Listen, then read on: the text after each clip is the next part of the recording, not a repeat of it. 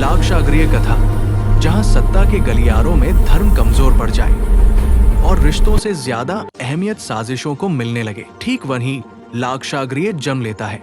महाभारत केवल युद्ध की कथा नहीं है मित्रों, ये उन दिनों की कहानी है जब अपनों को जलाने की योजना बनाते हैं। और आज के समय में ये कहानी और भी ज्यादा सच लगती है।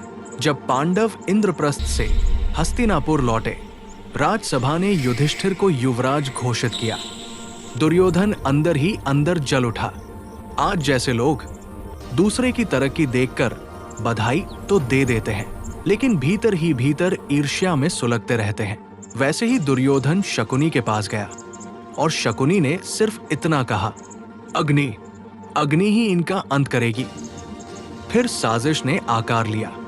धृतराष्ट्र को समझाया गया कि गर्मी बहुत है, पांडवों को वारणावत भेज दो, वहां एक सुंदर महल बनवाया गया है, सब आपकी प्रशंसा करेंगे। उस महल के कण कण में मृत्यु छिपी थी। लकड़ी, लाख, घी, सरसों का तेल, ऐसा महल जो बाहर से स्वर्ग लगे और भीतर से चिता हो। और उस महल की जिम्मेदारी सौंपी गई पुरोचन को, दुर्योधन का सबसे विश्वास पात्र व्यक्ति। लेकिन जहां षड्यंत्र होते हैं वहां विदुर जैसे लोग भी होते हैं। विदुर ने युधिष्ठिर से खुलकर कुछ नहीं कहा, बस इतना बोले, जो स्वयं जलता है वही दूसरों को जला सकता है। युधिष्ठिर समझ गए।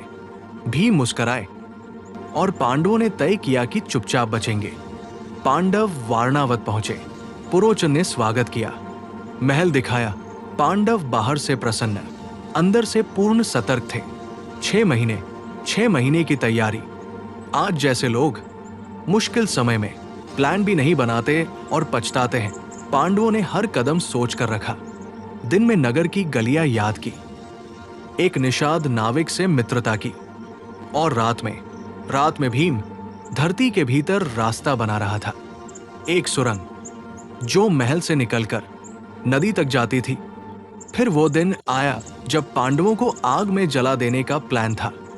भोज का आयोजन, मदिरा, मस्ती और लापरवाही।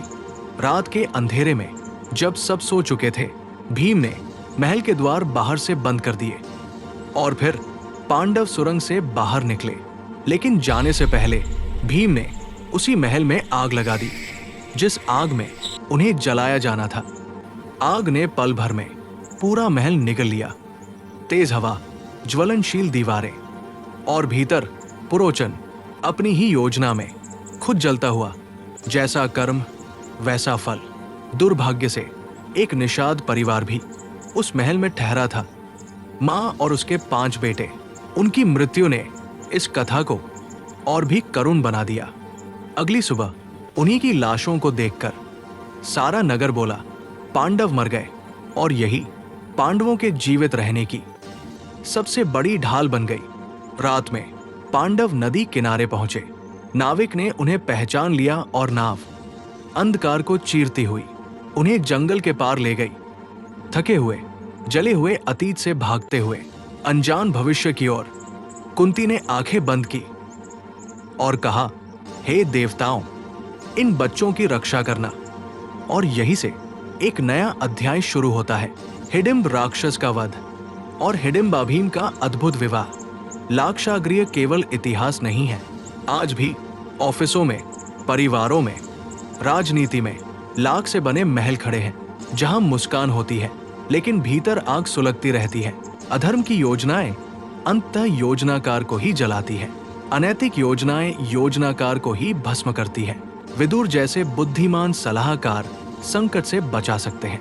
पांडवों की एकता और भीम की शक्ति ने उन्हें बचाया।